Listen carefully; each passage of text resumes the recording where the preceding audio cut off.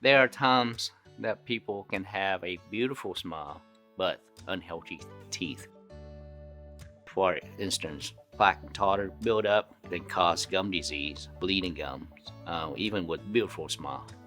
Those gum tissues, those teeth, undiagnosed cavities or missing teeth, can have a negative effects on your smile on the long term.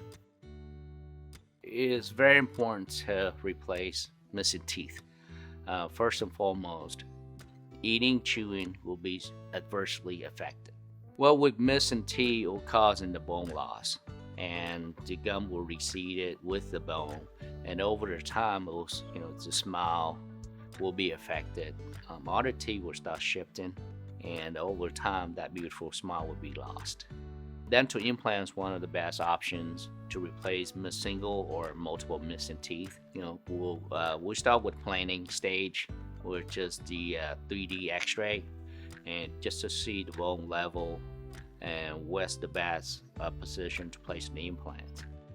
Our end goal is to have those missing teeth placed by implants, and reestablish patients' smiles, eating and chewing, and function.